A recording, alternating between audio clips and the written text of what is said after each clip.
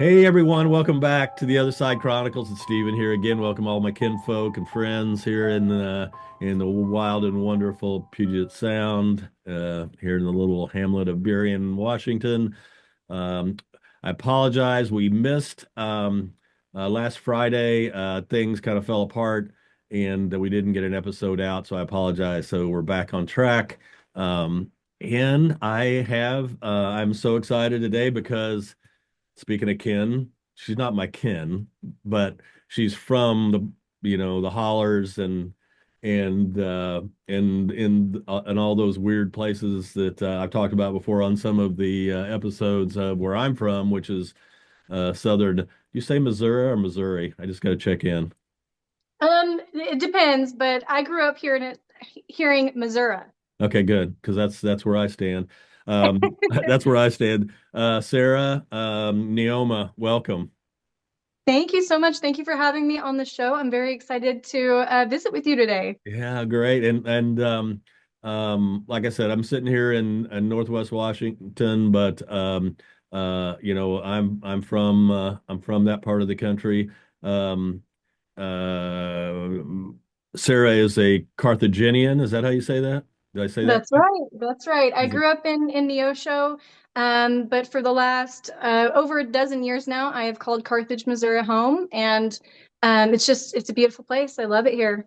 Yeah, and that's what my grandparents, uncles had grandparents, uncles, and aunts lived in Carthage, so I spent a lot of time in it's such an interesting town with so much history and Sarah uh, is the host of this amazing show called Grave Matters and I've been catching up leading up to the show on a lot of her videos and stories, and it's just been so interesting. And she also has a store on the historic Carthage Square. If y'all look up Carthage, Missouri, you're gonna see the photos of the courthouse because it's like one of the like you just can't. It's just one of those places you can't hardly take your eyes off. It's an incredible building, and her amazing store, Spellbound Boutique, is right there on just on the corner of the square, and it's such a cool store. I was there for so long. I missed Sarah there, but the person that she had working there was just great, and I ended up spending some money there and really enjoyed it. So let's start off. First of all, Sarah, welcome, and tell us a little bit about Grave Matters, and what it is and what brought you to doing this thing that you do.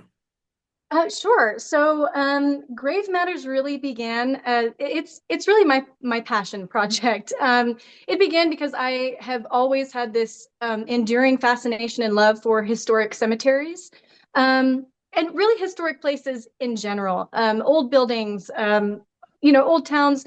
I just feel like cemeteries have sort of been like shunted to the side as far as their historic value. They've because of sort of this shift in how we see them. Originally cemeteries were places where families could go to picnic to remember their loved ones. It was they were places of peace and comfort.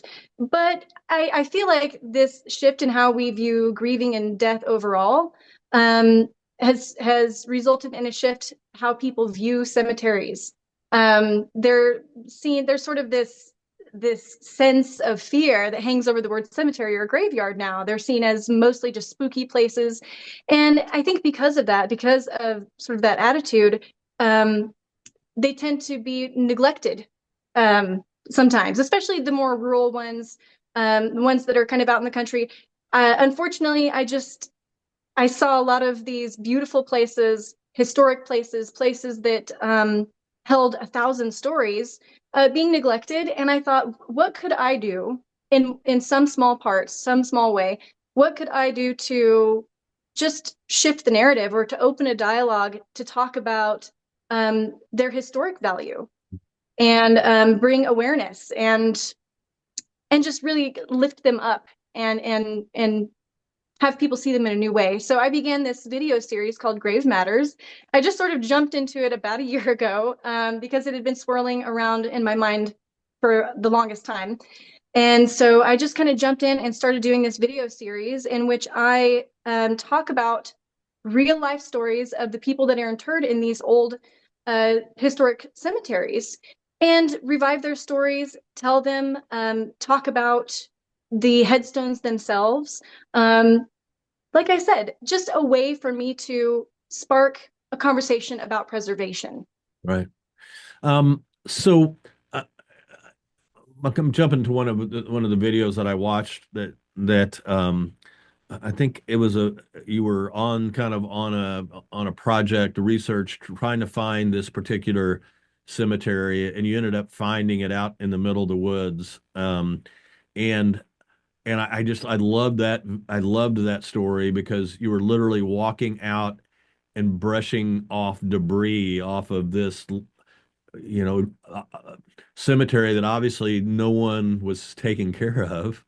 And Yes. it didn't look like anyone was even visiting it, although, you can't totally tell that. So talk a little bit about that. And like, it's almost like a treasure hunt in some ways. I could see when you were finding it, like how exciting you were to be able to brush off.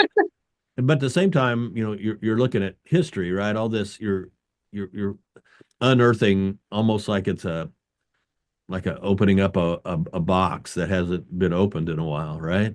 Absolutely, absolutely. Like I said, these are the resting places of not just people, and not just their bodies, but their life stories. And so, um, like I said, unfortunately, once there are no living relatives, or sometimes these places they just over the generations get forgotten.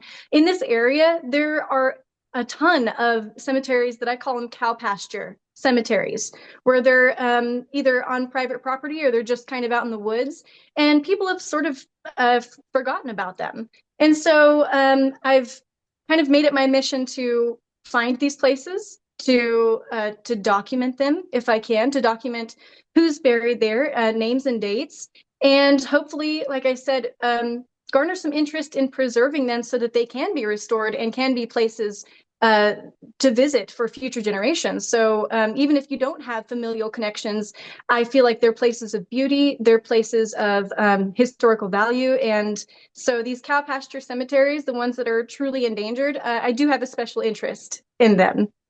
So from just when I lived there, it seemed like a lot of times families had their own plots.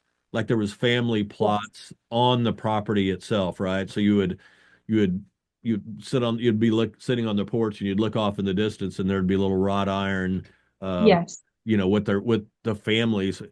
That's true, right? That people did that as Oh, yes. yeah. Oh, absolutely. I think that the burial laws were a little bit more lax up to a certain point in history. So there absolutely are private family plots like that. A good example locally is at the Ritchie Mansion over in Newtonia. If you've ever been to that, it's a beautiful historic place. It's the site of a Civil War battle that was significant in this area. So you've got the Civil War cemetery down the road, but on the Ritchie property is the Ritchie family cemetery. So a small plot just in their side yard. That's a good example of a local family plot. Can you not do that anymore? Can you not bury? Can you? I don't. I think that the laws have changed to where you actually have to jump through a lot of hoops and do a lot of paperwork and get approval to be buried on your property. I think it has to be a designated cemetery. So yeah, I think that has changed. Could you tell the story a little bit about the cemetery in Carthage that's now a park? Um, Oh yeah. can you tell Mhm. that story because it has some Civil War connections, right, to that park? Oh, Yeah. absolutely. So, this is again kind of one of those histories that's been forgotten over the years. When I posted the original video, there were some people that have lived in Carthage for many years, 30 years or so, and had never knew that the park, Central Park, which is located right in the heart of town, it's right by the historic library. Before it was designated as a park, it was a cemetery. It was the old pioneer cemetery. So some of the earliest settlers that came into Carthage. That was the original spot where they would bury their loved ones. And when the Civil War absolutely decimated Carthage, there was quite a significant loss of life during that time period, and many of those soldiers were buried in haste right there in what is now Central Park.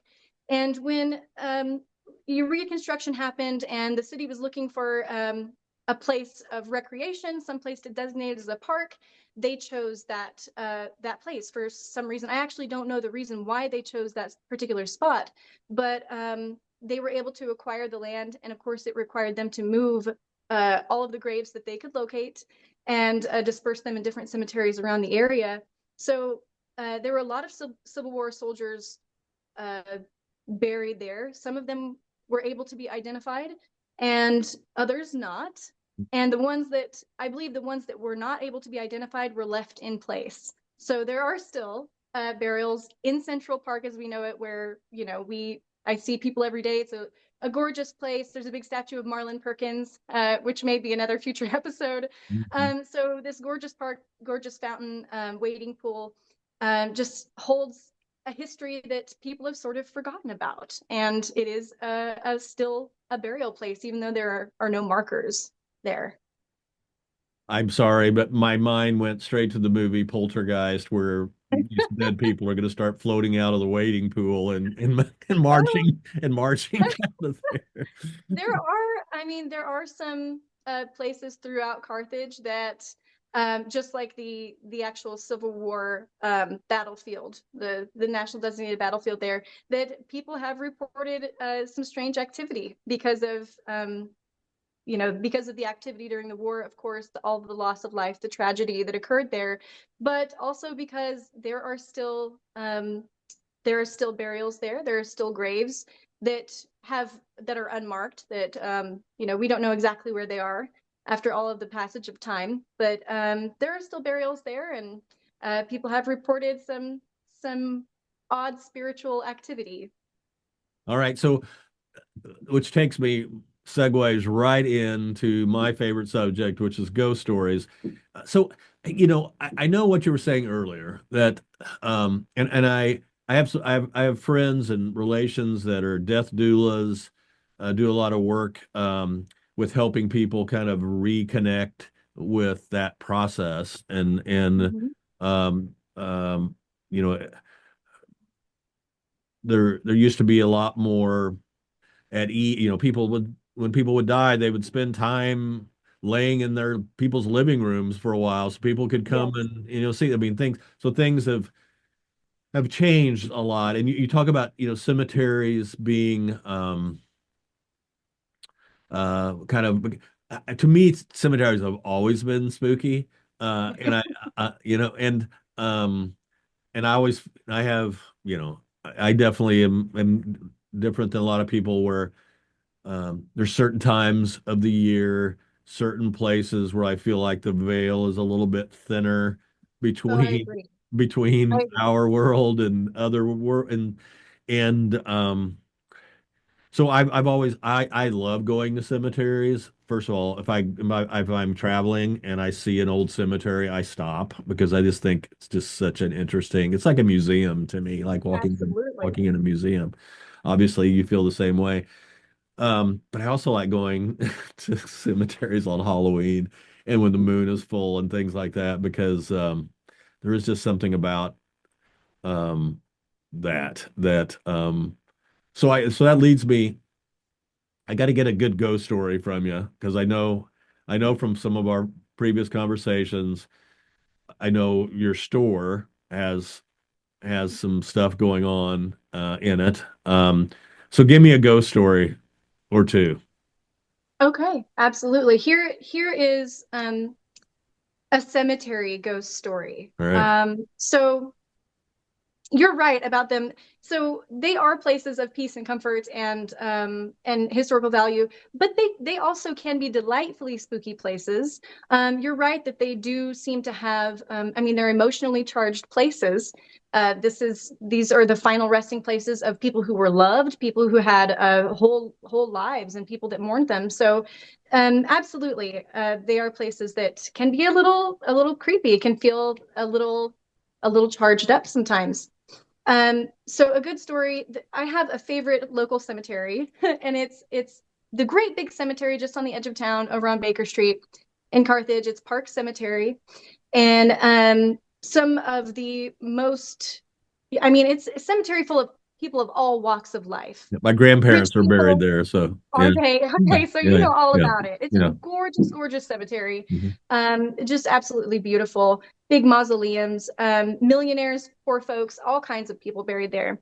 And one of the people I was trying to locate, you met my friend Brandy when you visited my store. She's my best friend in the world, and she just happens to be a naturally gifted medium, many generation tarot reader. So she's got some really special gifts. And so one day, I was doing some research on my building, and I came across the information that it was built by German Austrian um, immigrants, and in the late 1870s by the name of Rustler. So I was looking up information on this family to see if any of them were actually had stayed in Carthage and were buried nearby. And sure enough, the eldest son of the older gentleman was buried in Park Cemetery. So I thought it would be neat to go visit his grave, and that it would, you know, I would feel that connection between the building that I love so much and, you know, this family that poured their heart and soul into actually building it. And so I took my friend Brandy out there with me, and we were walking around trying to locate this grave. And like you do, I got distracted a few times by headstones as we were searching for the Rustler family. And this one headstone in particular, now I get sort of a glimmer sometimes. This sounds wild. It sounds crazy. But once in a while, I'll come across a headstone or a grave that gives me a special kind of feeling. That's almost like a physical feeling of like butterflies in your stomach, like you're about to meet someone. This feeling of anticipation. And so, this one little headstone, I could tell that there was something special about it, but it was completely unreadable. Just the ravages of time had taken hold on it, and you couldn't read the name, you couldn't read the dates or any. And I could tell that there was a little poem, there was a little eulogy at the bottom. And so I made a mental note that I really wanted to come back another time and check out that headstone. So we're looking around the cemetery looking for the Rustler plot, and we couldn't find it. It was a bit difficult to locate.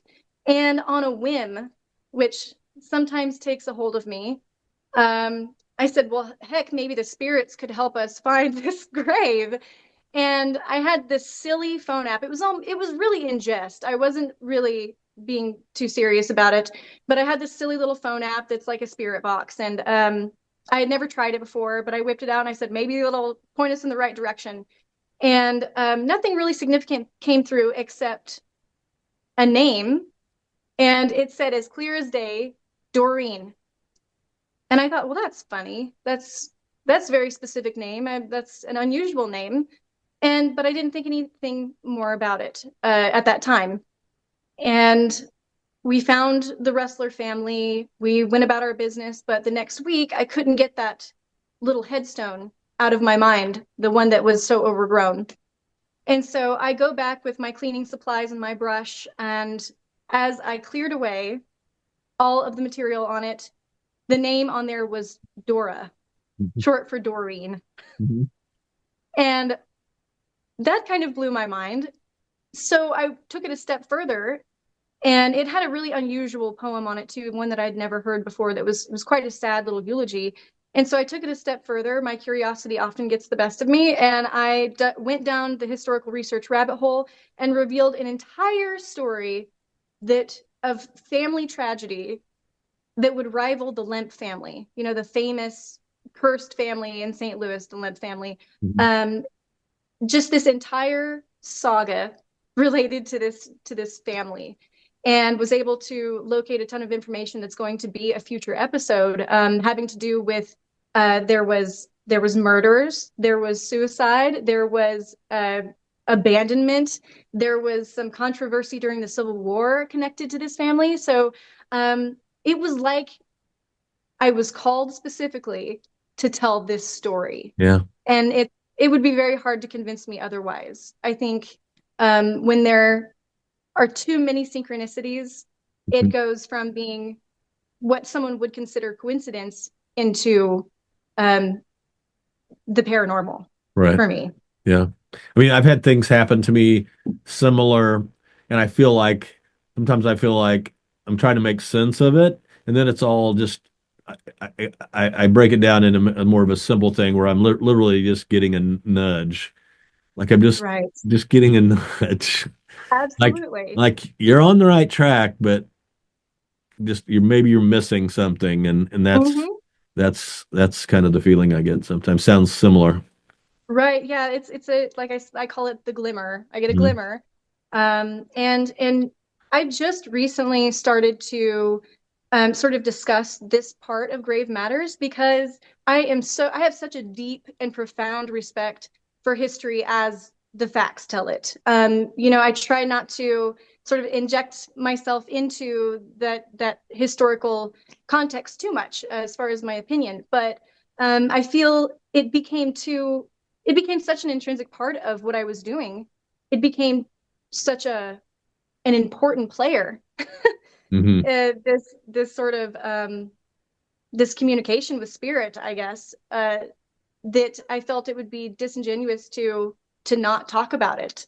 And so I'm just now starting to step into that, to feel confident in sharing that side of what I've been doing. And so I appreciate you taking the time to listen because, you know, as people who have had paranormal experiences, I think any one of them will tell you that you have to be prepared for skepticism from other people, and sometimes even cruel skepticism. Mhm. You know, you have to be prepared for the eye roll or the, you know, oh, you know, wow, you saw a ghost, you know, that sarcasm that, so there's always sort of that connotation that comes with it. But at this point, it's such a special part of what I do that I don't care about that anymore. I'm ready to tell the whole story. Yeah. Well, obviously we don't care about that here on the Other Side Chronicles.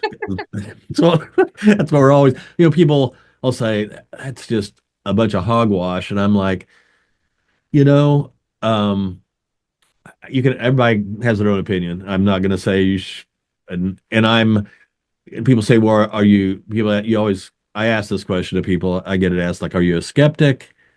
And I'm like, you know, I'm not. I believe, I believe what my own eyes tell me, Yes. and I can't. If somebody tells me something and tells me the story, and they're serious about it, and who am I to say that that's not? It's their facts, it's their truth, uh, and Right. um, and I'm just open to, and who knows, who know. I mean, there's so many um, there's so many things. If you look historically, things that we now know as facts that people thought were were total would be what people thought were people were crazy when they were talking about it 100 years ago or 50 years ago. Now Right. it's just considered fact. So I love the facts. I love history. I'm a huge history buff, but I love when history gets mixed with what you're talking about. Like it just makes it so much more interesting, and yeah, and a lot of for me it's almost like more real to hear that part of it too. you know. Absolutely. Yeah. No, I So, agree. so talk a little bit about the building that you're in, that your store's in. My building was built by the Rustler family about 1878. So after Reconstruction, it was one of the earlier buildings on the square. So it's an old one. It was originally designed to be a bank building on the lower story, and then on the upper stories, it was originally lawyers' offices. Um, so there was a lawyer's offices, and then on the back side of the building, there's this beautiful skylight. And I wondered for the longest time, was it original to the building? And I believe that it was because the youngest son of Rustler, Edward E. Rustler, was a photographer, and he became quite a well-known Victorian era photographer. And I think that back area was his studio. So you would need lots of good natural light for at that time for that. So yeah, there was a lot going on in that building from the very beginning. Um, it was owned by a man named Crane. Um, the bank didn't stay in operation for very long. I think it stayed there less than a year, even though it Oh. took a tremendous amount of resources. I've read descriptions of the building, and of course, a lot of the original features do remain. But they said that the walls were of green burlap, and of course, it has the beautiful original pressed tin ceiling that came out of the factory, I believe, in Nevada. So it's got still these beautiful features from when it was a bank, and it's got the cute little penny tiles back when they did not come in a roll, when they had to be individually set. Mhm. So Mhm. so really great building with a lot of historical features. I think the longest business that stayed in there was actually the Rexall Pharmacy. There's still a lot of really neat things from when it was a pharmacy. So it's got all of these wonderful historical layers, and definitely has it has a vibe, as they say. It has its own personality for sure. I And know you've got you've told me some stories about hearing some things and feeling things there. yeah, absolutely. Yeah, it became apparent early on. After I had invested in buying the building, it really needed a lot of work as far as just getting it cleaned up and ready to move all of my business in there. So, for the better part of, I think, 13 months, I was just in there in do it yourself mode. I would come in very early of a morning and paint, clean, scrape tile and tear up carpet and just do all of that dirty work. And so I was in there doing that one morning, not long after I'd purchased the building, and it was very early on the square. The square doesn't really come alive until 7 o'clock. So I was in there, probably 5:30 or 6, and it was my custom to sit down and have a cup of coffee and then get started on my day. And I hear uh, very loud footsteps coming from the upstairs area. And at one point, our ceiling was painted. And over the years, that gold paint has started to chip off of the ceiling and come down in flakes. And the footsteps were so heavy that paint chips were falling off of the ceiling. And I was convinced that I had a break-in, actually. I immediately called my husband and said, "Hey, do you hear that?" And it was the sound of footsteps and the sound of someone whistling pretty loudly, cheerfully. Sounded like they were having a good time, but I was a little frightened at that point, thinking that there was a person in the building that shouldn't be there. And so I called my husband immediately. He rushed over. He was about 5 or 10 minutes away, and when he got there, it ceased rather quickly, and he did a sweep of the building, and of course there was nobody there, and not really a way for someone to exit so quickly. Um, Most of the exits that would have been accessible to a living person were Mhm. completely blocked. And so after this occurred a few times, it just became part of. I accepted it as part of the atmosphere of the building, if you will. I think that particular thing is probably residual. It sounded exactly like someone just coming into work early of a morning and getting started on their day, just like I was doing at the Mhm. time. So Right, right, right. yeah, that is an occurrence that happens pretty often, and other people have experienced it as well. We had a vendor that comes in and has his rocks and gems displayed in our place. And several times he's heard that and actually went in search thinking again that it was a living person that shouldn't be in the building. So a lot of people have experienced that one. um, we do seem to have a rather curmudgeonly gentleman ghost in our basement area, and I have no clue who that might be, but I know that he's a very protective person because he watches out for the place.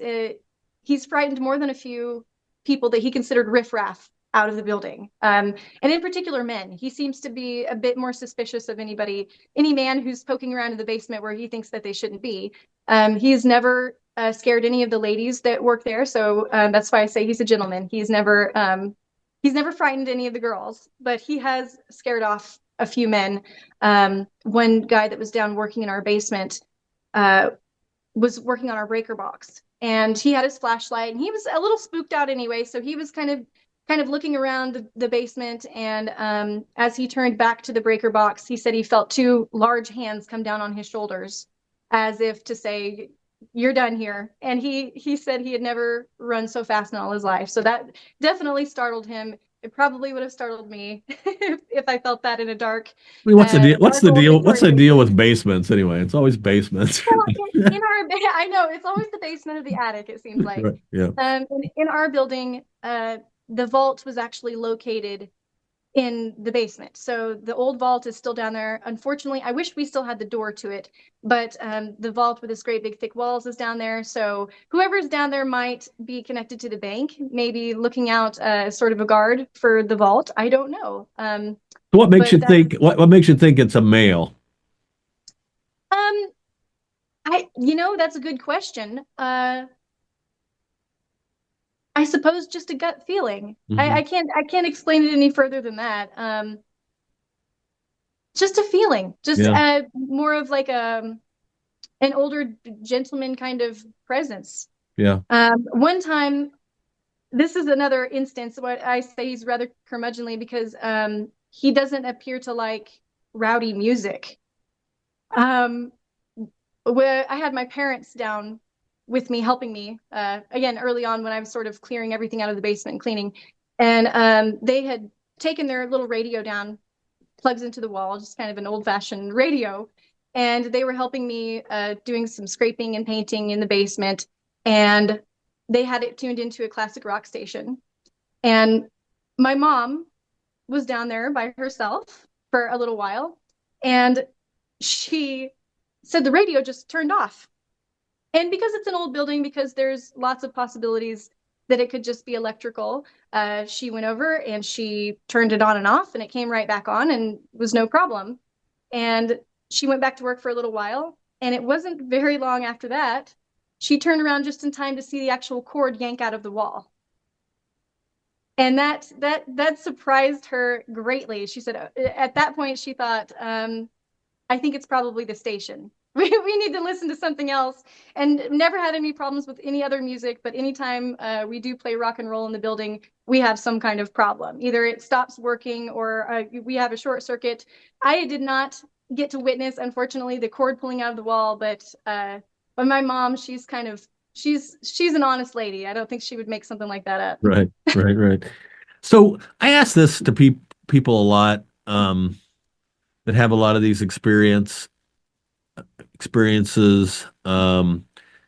Do you when somebody says, what's your opinion of like what a ghost is, and it doesn't have to be one thing. It's like for instance, I'm doing this recording today from a museum, and the museum's not a historical building. It's a newer building, so it doesn't have that haunted like the building you're in. It has a lot of history. It doesn't have a ton of history in it, but it has a lot of items in it that Yeah. hold historical value. Like there's a wooden bench from the late 1800s where kids that were being punished were supposed to sit on that bench from this Oh old no. schoolhouse.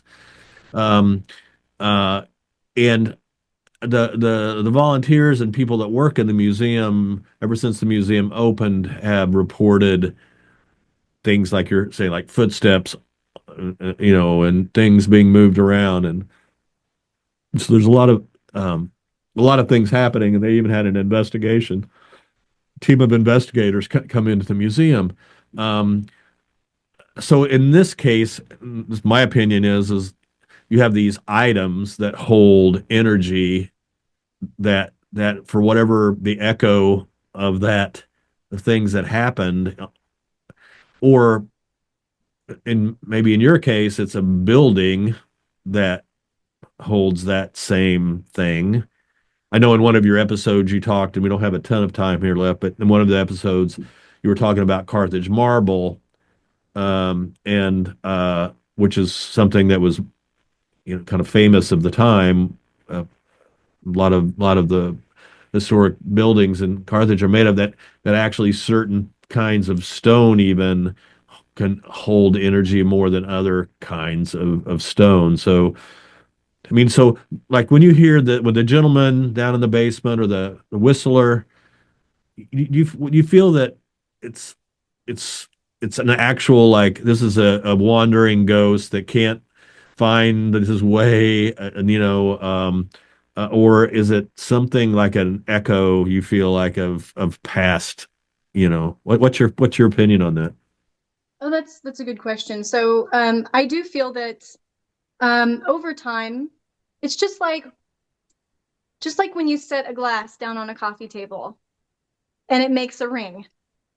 Um, you can remove that glass, you can forget all about it, but that ring is still there. It's still it. There's a memory. There's a physical imprint of that event, and I think that spiritually it can be the same way. Places can, I feel, hold memories, and if you think about it, someone coming into work every day and maybe it was a job that they loved, or maybe at the time they were going through something, a very big event in their life, uh, and they did it every day. They came in every single day.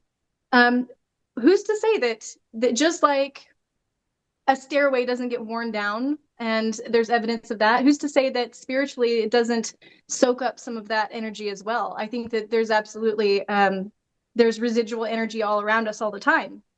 um, so I think that that is something that sort of describes what people classically call a haunting. And then on the other hand, I think that, in my opinion, I think there is a possibility that what we call our souls um, don't necessarily immediately go back into the cosmic soup.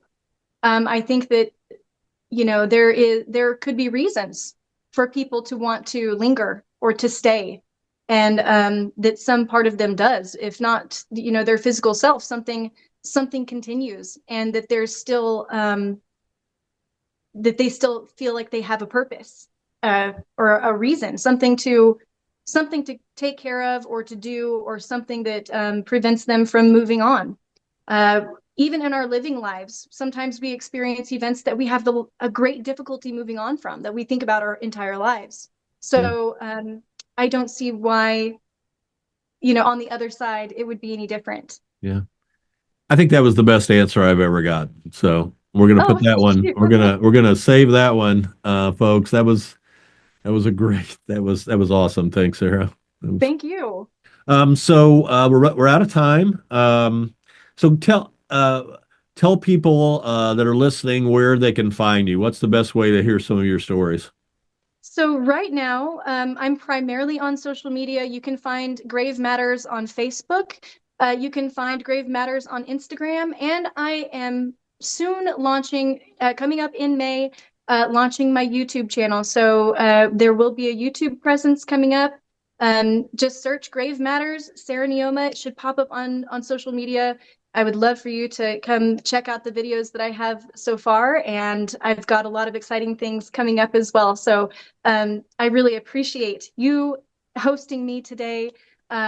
You're an amazing host, and I had the best time chatting with you. It's been a pleasure, and I will say, I'm just putting this little tidbit out there that Sarah and I may be working on a story together We're just kind of put the seeds into the ground a little bit, talking about it. And if that does, we water that a little bit and it turns into something, uh, love to have you back and we can do another show on that story. I'd love it. I would love that very much. Thank you. All right, cool. Well, thanks everybody for tuning in. Uh, as you know, you can find us on the New Museum radio station at Fridays at 6 p.m. And we're also on YouTube. Go to Highline Heritage Museum and subscribe, and you'll find our show there. Don't forget to come and check out the museum in down in Old Town Burien. Like I say to everyone, it's a diamond in the rough. It's such a cool little museum, so come and check us out. Sarah, thanks again. Thank you. All right.